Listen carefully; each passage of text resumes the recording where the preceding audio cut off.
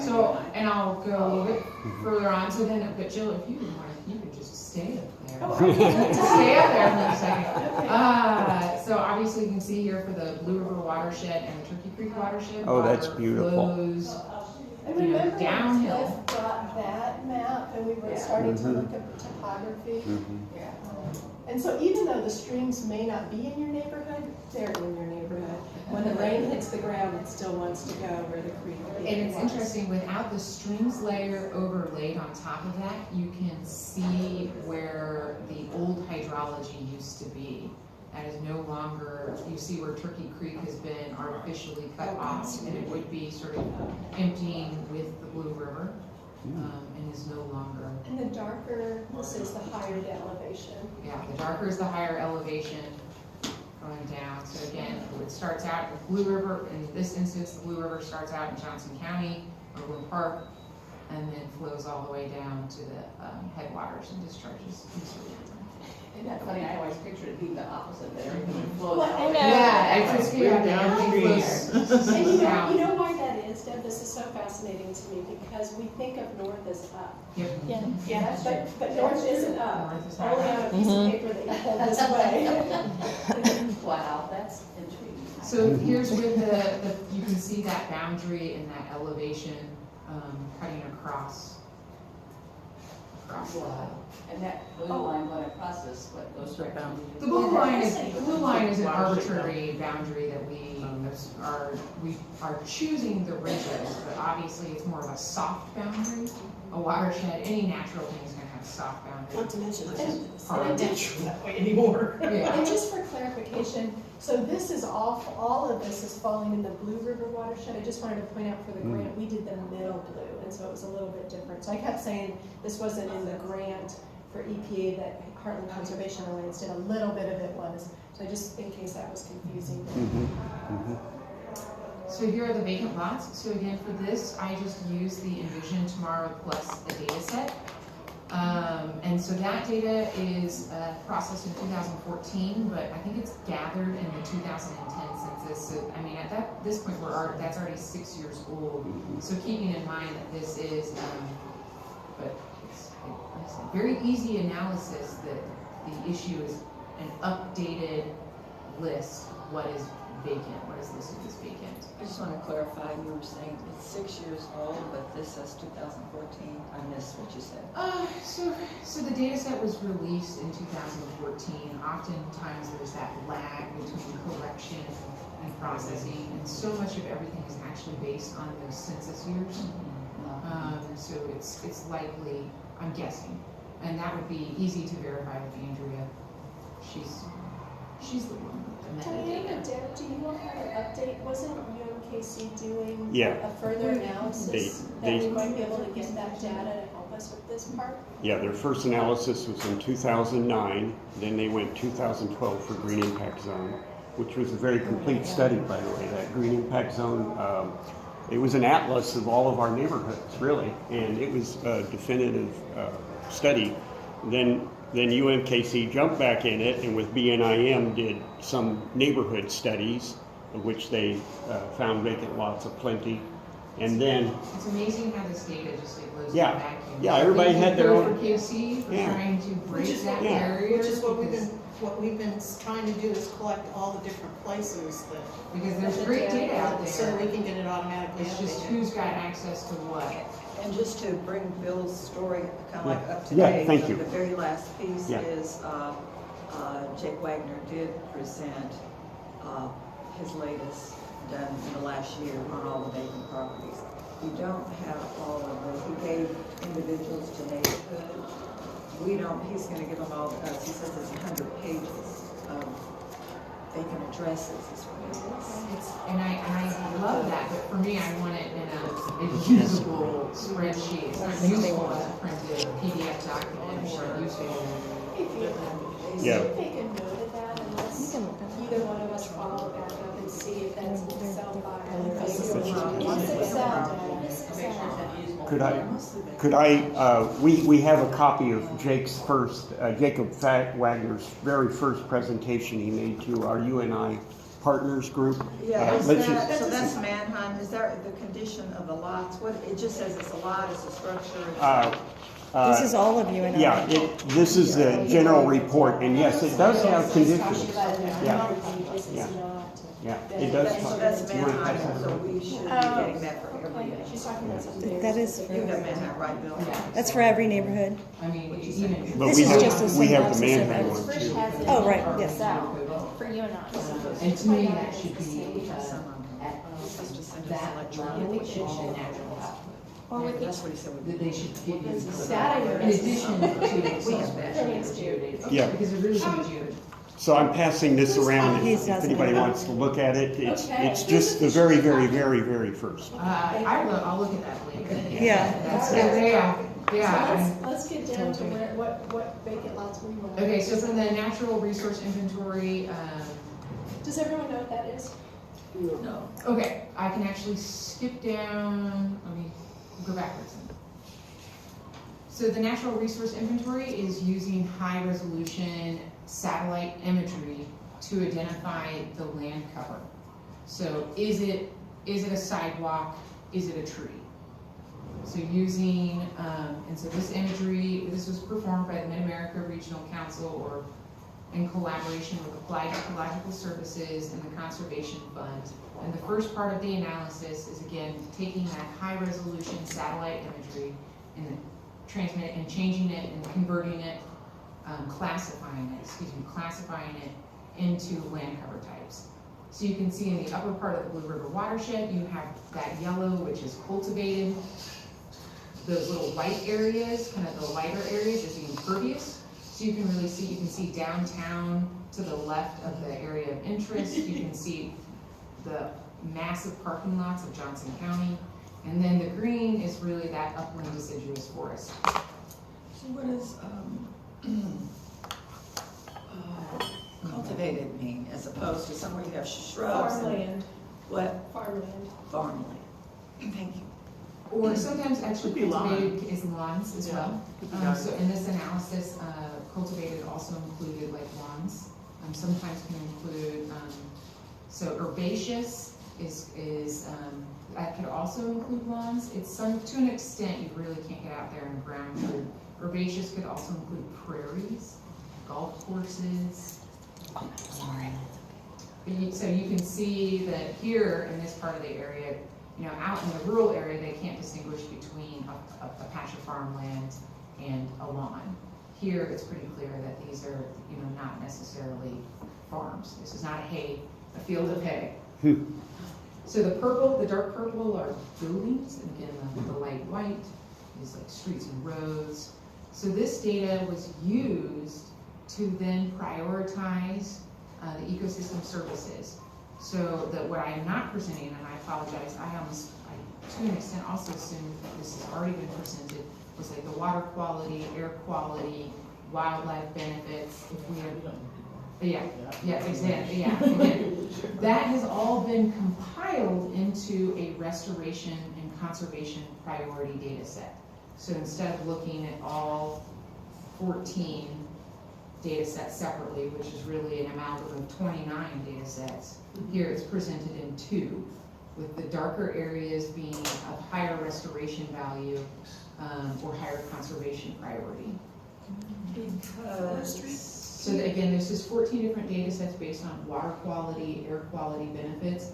So for example, a patch of trees near a highway is going to provide better air quality benefits and reducing pollution. So that would be a better patch of trees to conserve, or like a patch of trees near a riparian corridor along a stream is going to provide great, you know, a lot of water quality benefits. So if that's your focus, and again, all of those were compiled together. I have some booklets out in the, oh no. I have one. Yeah, we can share some information. Again, that's like a whole nother presentation in of itself. I'm kind of surprised that we haven't already done this for this group. Okay, but so again, I want to skip over that, and I just want to. Here are, as I'm an ecologist here in the Kansas City area. Here are areas that are going to be of high value and for restoration and conservation and provide ecosystem services of water quality, air quality, wildlife benefits, and quality of life benefits for the residents. And just Is to, that- and just to clarify the difference between a high, so what we're looking for, the vacant lots that hit here, high conservation value and high restoration value, the difference between the two is this is something that should be preserved and not developed. This is something that probably should be cleaned up. So that's the prioritization. So conservation is, it's a good patch of forest, let's try and save it. To an extent, I wouldn't go so far to say it's In patch general. forest, but again, yeah, It's if an you were area. gonna develop there, you need to have conservation practices in mind. You want to try to maybe Not maintain cut them all all of the down. maintain all of the trees, or develop not so close to the stream bank. These are areas that are, have conservation Let's value. save what's there, whereas restoration is, because this is so close to a neighborhood, because this is so close to a highway, because this is so close to a stream, this really should be healthier. So you can This shouldn't be impervious, this shouldn't be. around the stream, there's, that is a high resolution, or high restoration value. This Because- is Brush Creek. Because, they're not, right, there's not vegetation where you would expect vegetation. You know, there's, That there. so, I think this is great, I mean, and you can tell, I mean, so like I'm a real novice, I'm asking those basic questions. And, you know, like Alicia's saying, we don't need to go too deep, but I think those 1 or 2 sentence explanations you all are giving would be good to have with this. This has high preservation because it does ABC. So when we're talking to people. and I did not come No, to bring no, this I'm up. thinking, no, not at all, I'm thinking forward, you know. Yes, and that's why, one of the reasons I asked Penny to do that, Sorry. one of the reasons after Caitlin presents, and we talked about this and we want to see Penny's poster, is it kind of starts to get us to that level of what we were talking about, advocacy and education. How do we tell the story? Okay, we found the vacant lot that has the highest conservation value. We know that the value of green infrastructure. How do we start to build some strategies and policies that we can take to your board, that they can take to developers, funders, council people? So that's where I'm trying to take us to in our beginning conversation today, so. Yes. So here are the vacant lots. Boom. Okay, so here are the vacant lots that have that contain areas of either high restoration or conservation. So you can see that I put all the vacant lots in orange, and then the dark red indicates those specialty vacant lots that are of that. And again, that is also a forestry data set. So it is not necessarily, like, we would have a different data set if you're trying to attract monarch butterflies, which, actually there is a high overlap. Okay, so here are the parcels that are 300 feet from a highway. The blue. The blue, those are of high priority, for air quality, for water quality, quality of life benefits, and so I've automatically selected those out. Is there a way that the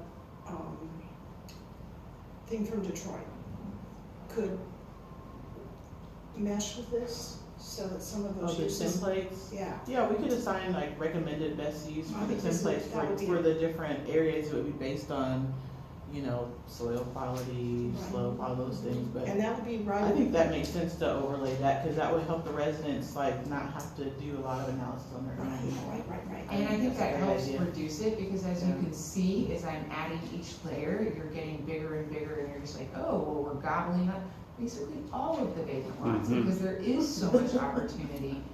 Caitlin, I'm so glad you did this way, because those blue lots are so impactful to the health of the people who live on either side of Highway 71, and that's so important. I would love to just the same way that we gobble up floodplains, because we know that should not be, built up into houses and structures.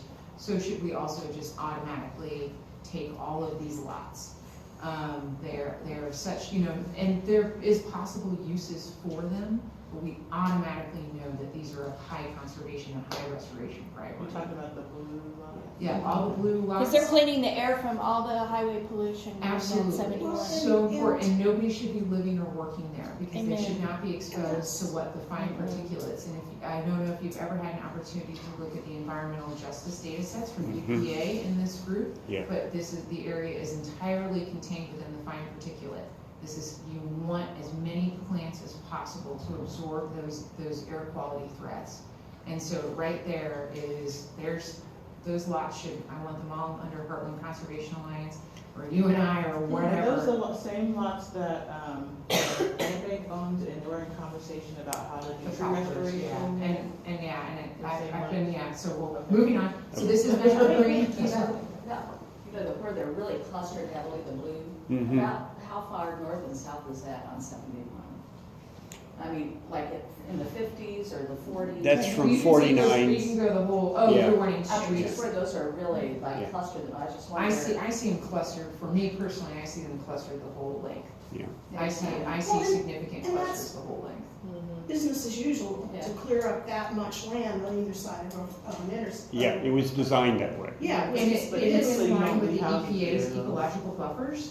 These are all wonderful ideas. I was not prepared to have, or I was thinking we needed to cruise through my presentation. Well, can I just say one other thing? At the bottom, you have, Very exciting. Caitlin, at the I bottom love you the script. have, I love the enthusiasm. okay, Yeah, at the bottom I have, you have the intersect of Manuel Cleaver Boulevard and Highway 71. So that corner there is an intersect, and just south of there are stoplights where cars idle. Mm-hmm. So they're really putting out. yeah, plenty pollution. of hot spots, plenty of great stuff. So here is also with Metro Green, you can see to the left of 71 is a corridor, the Metro Green corridor.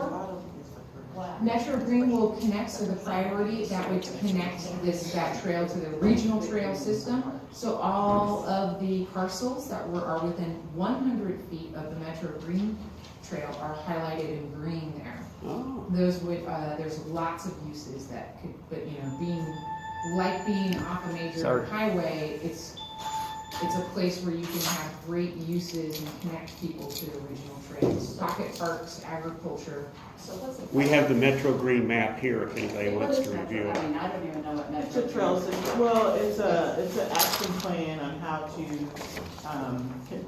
this is about connectivity with trail systems, green infrastructure to improve stormwater runoff. It's a combination of So we are very environmental priorities. We're actually starting a So green this master is- plans. I mean, that's actually a green For master the plan for the region. Okay, Yeah. so this is Is that actually old, the, Deb? It's 10 years old. Yeah. no, it's 20 years old. It's 25, they just had their 25th anniversary.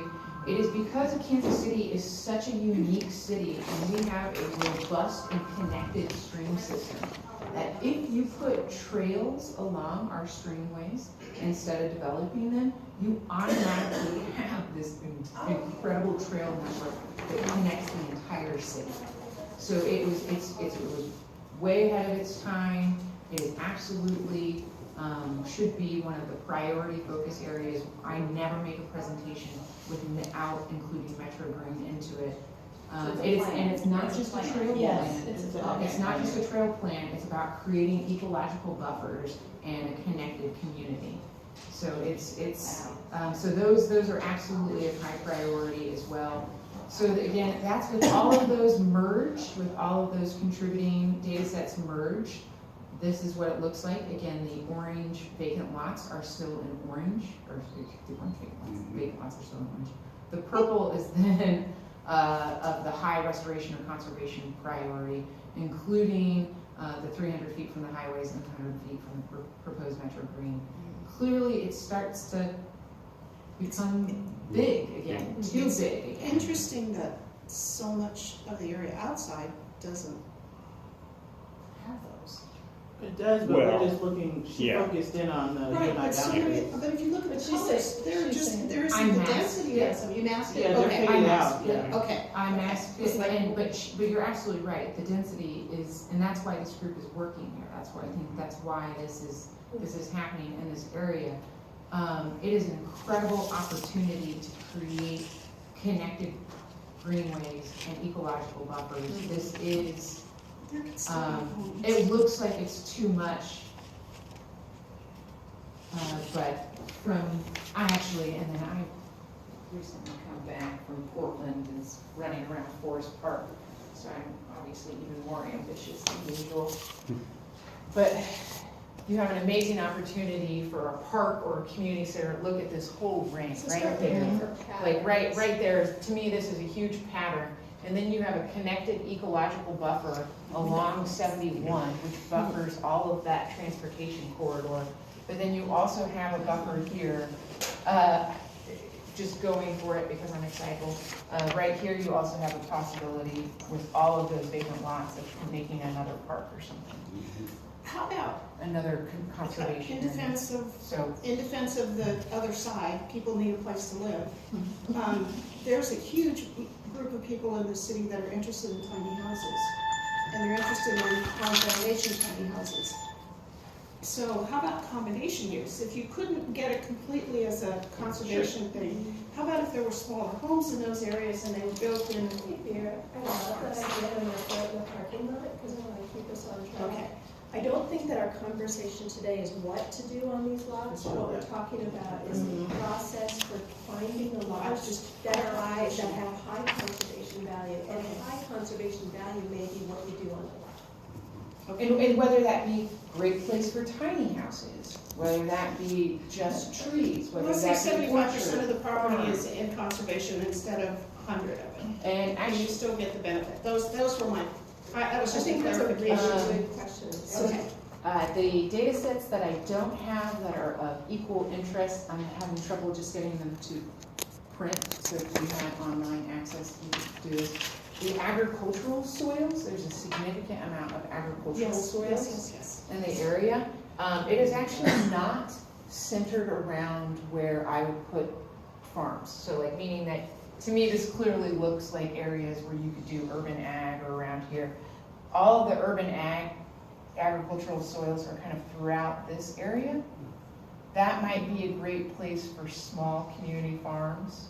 And then there's also some around here, but they are not, it's not like in any opportunity areas where you could do something of any sort of large scale. So I will share that map. I'll share that map with the agricultural soils matched up with the vacant lots. I apologize that I don't have it today, but I will say it was not like, if I were going to give you those blobs, it wouldn't be a part of the conservation or restoration priority, which would, to me, be this focused area around here, down along these corridors, all these vacant lots, just are obvious, clear, easy wins right away. Are you referring to the soils database There definition or another is, one that was done since then?